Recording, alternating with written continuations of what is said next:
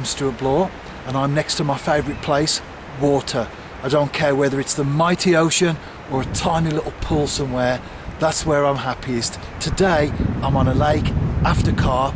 I've just cast out, the rods are fishing, I'm going to have me a cup of tea, and I'm looking forward to getting a few fish on the bank today.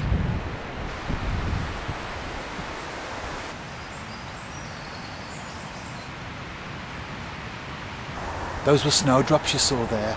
We do see them at this time of the year anyway, although it is very mild of course this particular winter, but it's always a reminder that spring is never far away. And I suppose it's the same for us in life, isn't it? Whatever we're going through, and there may be people watching this video right now, you're going through a winter experience in your life, always remember spring is never far away.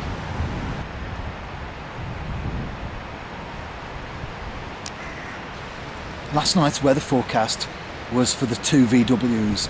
Very wet, very windy. And this is the point that I want to make for us as anglers. Don't be hemmed in by what the weather forecasters are telling us. Take it on board, of course, but when, like I did last night, you look at the news just before you go to bed, you wait till the end so you can see what the weather's telling us, and you see this massive blob of deep blue rain moving in over the country, and you see these really broad, fast arrows indicating the wind that's coming in, and they tell us that the next day we're going to have continual rain non-stop, and the wind is going to be in the 26 to 29 mile per hour continual bracket throughout the day. Every hour is going to have that. Then of course you sometimes might think to yourself, I might give it a miss tomorrow. But my point is that those are just forecasts. They're usually right. I'm not criticising weather forecasters at all. All I'm saying is just go anyway. Take into account the conditions, but just go regardless of what the weather is telling us. And as it happens, it's quite windy today, but it's not wet at the moment. No doubt later it will be. But the point is, my bait's in the water and I'm fishing. That's what it's all about at the end of the day.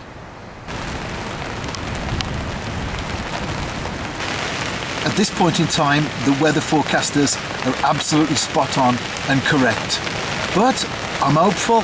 I've never blanked on this particular place before, and it might be very wet for me and windy, which makes fishing conditions quite difficult. But as far as the fish themselves are concerned, they're wet already, so it doesn't bother them. So let's get that fish for the camera. Hey, I'm into one. You dares wins. Like a screamer. Just looking for the fish. And I can see it coming in now. Right, I'm off to net it. And hopefully, no hook pulls. I'll show it to the camera. Well, I didn't manage to capture that on camcorder. I did land it, but the machine was playing up and I thought I might lose all my footage. As it was, I just let it rest, switched it on again, and it was working fine. But by then, I'd put the fish back. I did manage to capture it on camera though, so I've got a photograph of it. I'll just have to get another one now, won't I?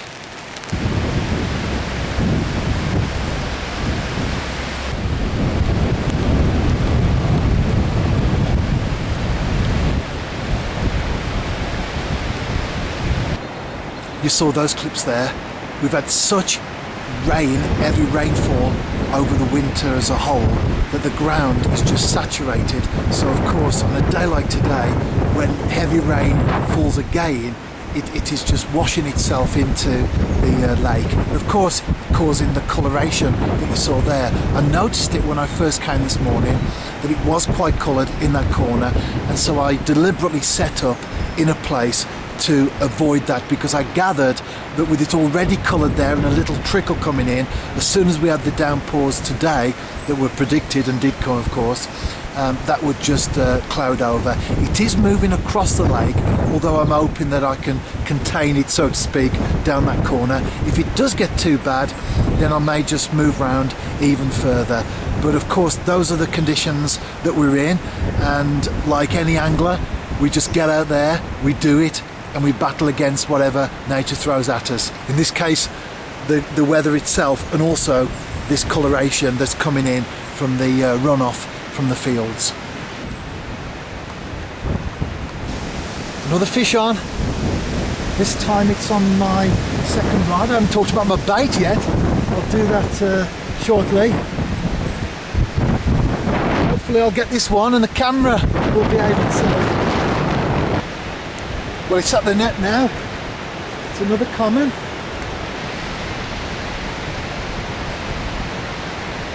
And as you saw there, no, it wasn't a common, it was a mirror. What actually happened is that coloured water has now started to work its way along, only the margin so far in front of me, about half a rod length out. And when I first saw the fish, it was in that coloured water. So just for a moment, while I was on camera, talking, playing it, I thought it was a common, but no, it was a mirror. Most important thing though, above anything else, is that I landed it. It's on the bank. It's now in the net. I'm going to photograph it and I'm going to video myself photographing it, if you see what I mean.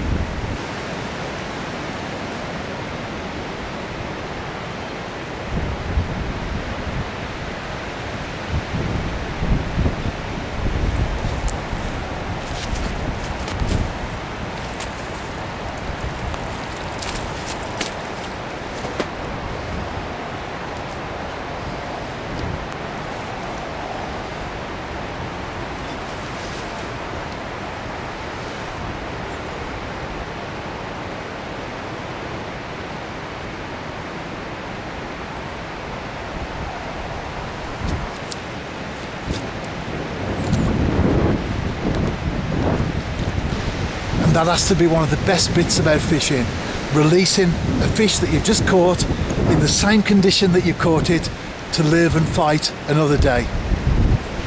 I'm fishing pop-ups on both rods. In fact, the rigs are identical, and I'm about to recast now the one I've just had that fish on.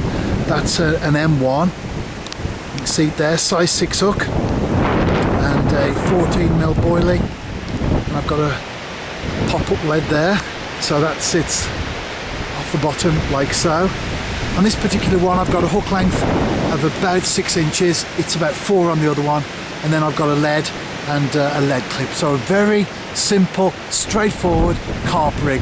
In fact, although I'm not against developing rigs and fishing things more complicated, I think it's a good idea to start simple and then develop and evolve if you need to. I think one of the issues that, well, not one of the issues, one of the problems with modern day angling is a lot of guys get into it and they think they have to go right in at the deep end and start tinkering around with rigs where it's half a mil this and half a mil that.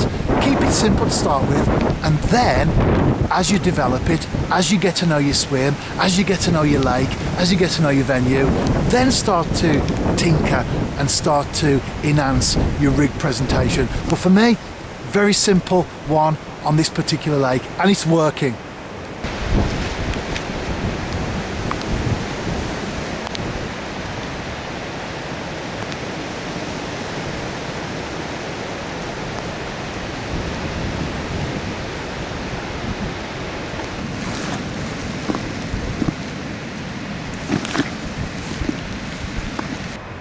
And if you want to know where I'm fishing today, then read the written blog and I'll tell you. It's actually a club water. Unfortunately, no day tickets, but the club's open to all. You can join it and then you can come and have a session for yourself. It had to come, the dreaded hook pull. No third time lucky on this particular one. Never mind, at least I've had 2. So far.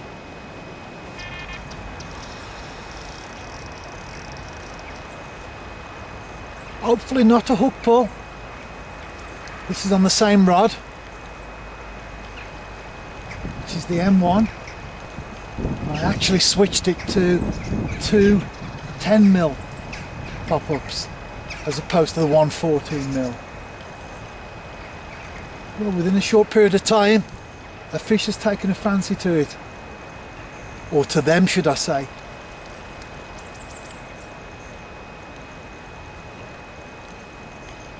It's a nice enough fish, like the other 2, but you can only catch what's in there, that's important. And this isn't a big fish water.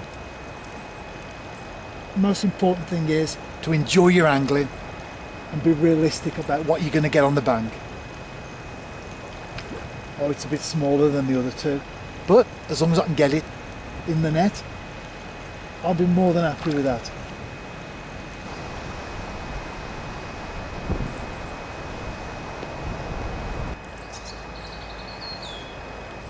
The sky's cleared, only for a short time though. There's some more rain on the way. I can see the clouds heading up towards me, so we'll have another downpour. I've really enjoyed making this video in spite of the conditions, or should I say, regardless of the conditions. Today I've developed octopus arms, trying to hold all my gear down, including the brolly, from being whipped away, doing a Mary Poppins impersonation. I've been slip sliding like a 1970s Wigan Casino Northern Solar, and I've got wetter, well, one wetter than a 1980s pop band. Wet, wet, wet, wet, but above all I've enjoyed it, and isn't that what angling is all about?